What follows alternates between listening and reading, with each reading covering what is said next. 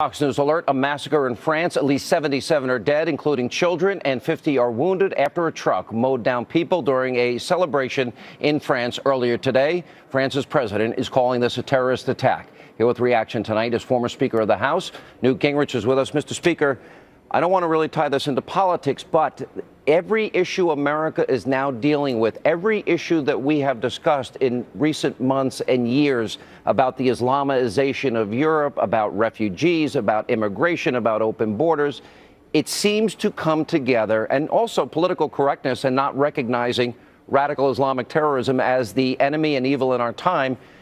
From your perspective, what does this tragedy, this evil attack tonight mean for that conflict and debate? Well, first of all, Sean, as you know, I was in Paris just last weekend talking with people who are deeply involved in trying to deal with the Iranian government and other sources of terrorism. And let me also say, Daniel Silva has a remarkable new novel called Black Widow, and the entire opening section is on the systematic Islamic attack on Jews in France, which is the worst it's been since the Nazis. So let me start with where I'm coming from, and let me be as blunt and as direct as I can be. Western civilization is in a war. We should, frankly, test every person from here who is of a Muslim background, and if they believe in Sharia, they should be deported. Sharia is incompatible with Western civilization. Modern Muslims who have given up Sharia, glad to have them as citizens, perfectly happy to have them next door. But we need to be fairly relentless about defining who our enemies are. Anybody who goes on a website favoring ISIS or Al-Qaeda or other terrorist groups, that should be a felony, and they should go to jail. Any organization which hosts such a website should be engaged in a felony. It should be closed down immediately.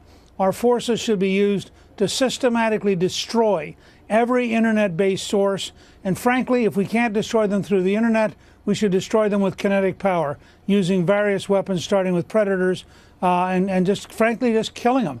I am sick and tired of being told that the wealthiest, most powerful civilization in history, all of Western civilization, is helpless in the face of a group of medieval barbarians who, for example, recently burned 20 young women to death, burned them to death, because they wouldn't have sex with them. A group which beheaded recently in the Philippines 2 Canadian businessmen. And we're told to be reasonable, to be passive, to not judge. Well, I just want to tell you tonight, everybody who watches this video, this is the fault of Western elites who lack the guts to do what is right, to do what is necessary, and to tell us the truth. And that starts with Barack Obama. That's a powerful statement. I agree wholeheartedly. Let me go back to the beginning of your statement. You said Western civilization is at war, and you said Sharia is incompatible with Western civilization. Here's my question, because it goes to the heart of the refugee debate. Statements made by Donald Trump that until we're able to vet people coming from countries that practice Sharia, they shouldn't be allowed into the country. So it's a big part of our national security debate heading into the election. So my question is, if you have a clash of cultures and people believe they can tell women how to dress, whether they can work or drive or go to school, and they treat women like second-class citizens, and you can't build a temple and you can't build a Christian church, and so they're against women, and gays get murdered for being gay. So there's attacks against women, gays, Jews, and Christians. How do you possibly ascertain whether or not that person really wants assimilation, really wants a new life, or whether or not they want to expand that caliphate, which is what we're at war against? Look, the first step is you have to ask them the questions.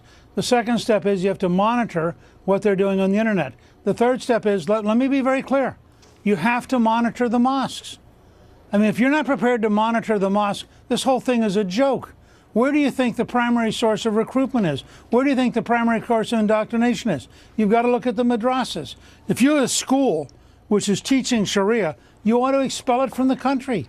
We have to understand, we are behaving as though we are insane. We're like sheep, wondering why the wolves keep killing us.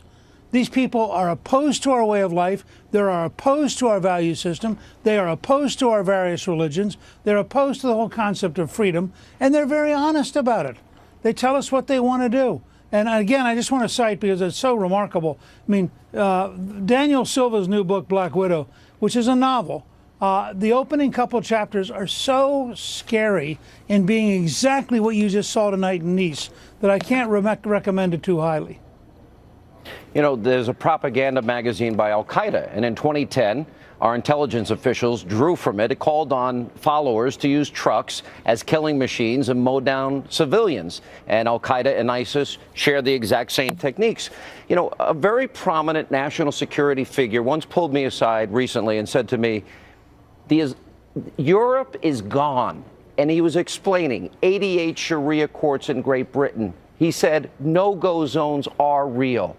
Separate and apart, not a part of assimilating with European society, and that Europe is going to be subject to attack after attack after attack, and America is probably 10, 15 to 20 years behind in making the exact same mistakes.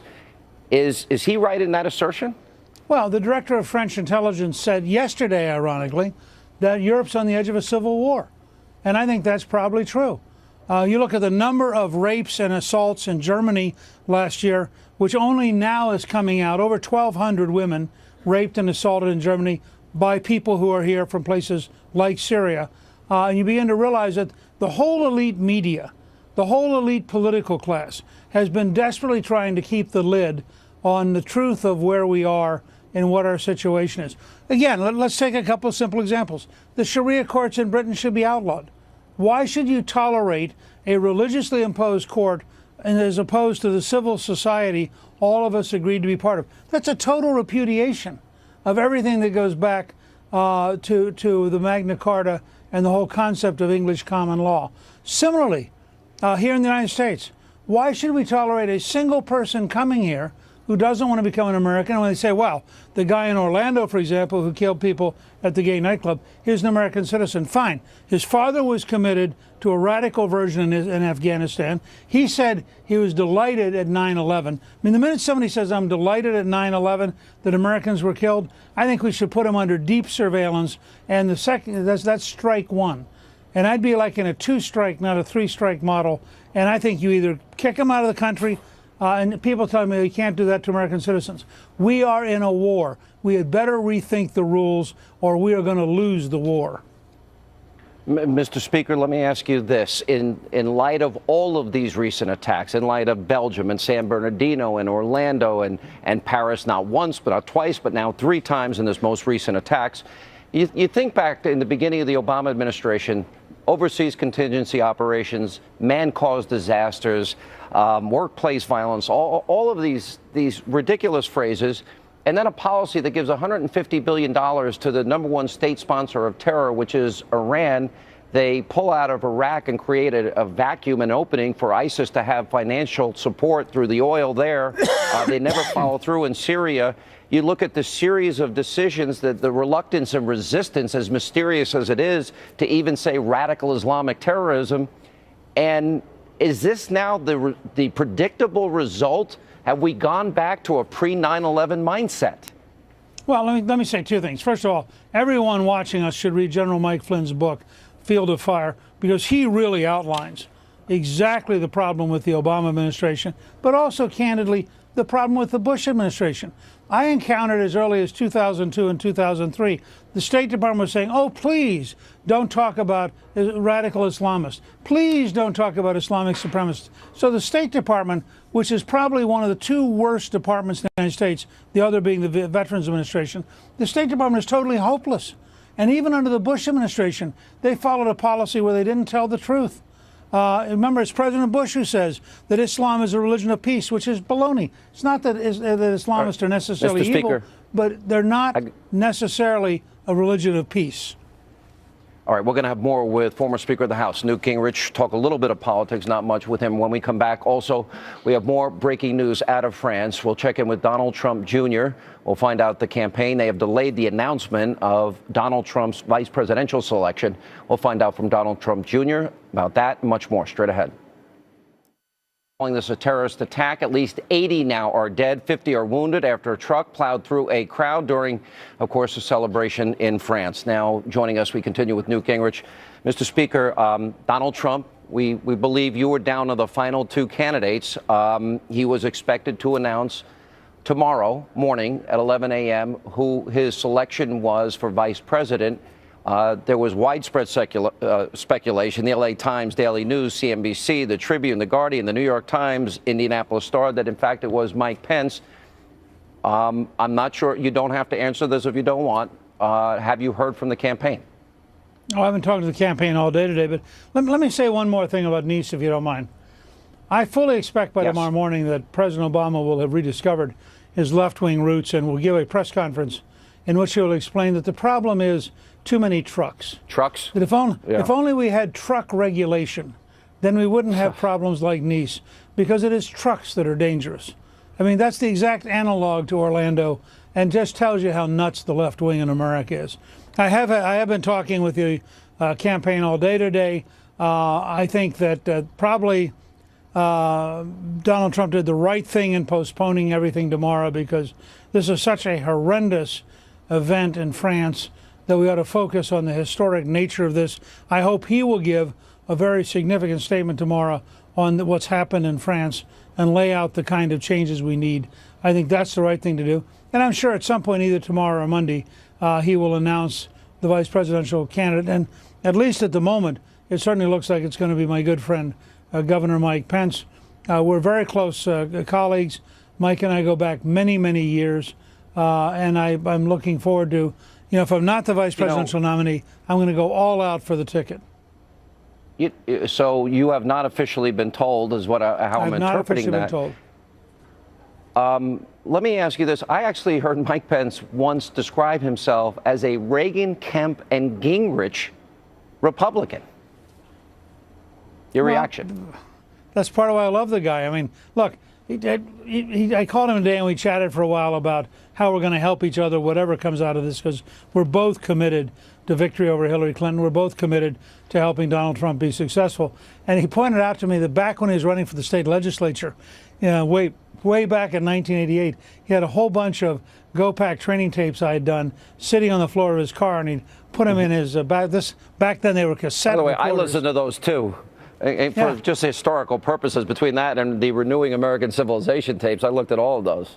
Well, so it's pretty hard to not feel very close to a guy who can tell you that something like, 28 years ago, he was already in there trying to learn and study. We certainly have had a great relationship. He's been a very good governor of Indiana.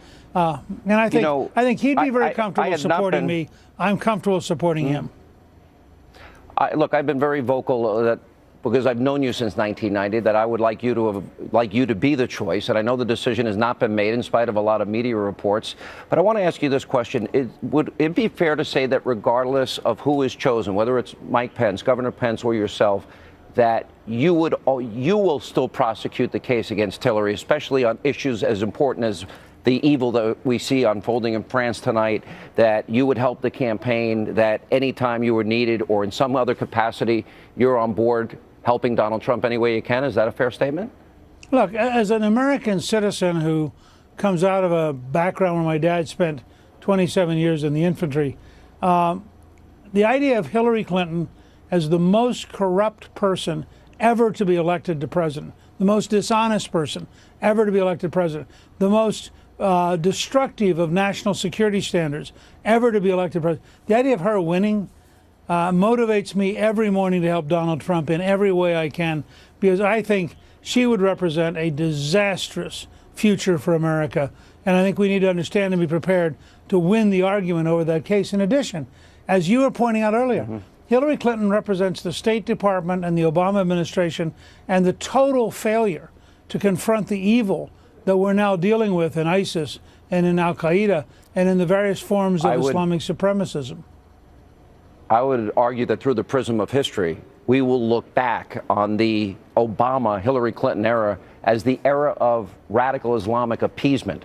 I think it'll go down in history as that profound. Mr. Speaker, I know we took a lot of your time tonight. Thank you so much for being with us. We appreciate it. Good to be with you. And coming up, we'll have more on the attack in Nice in France. We'll get reaction from Donald Trump Jr. as we continue from Cleveland, Ohio. It's Hannity on the road at the RNC convention.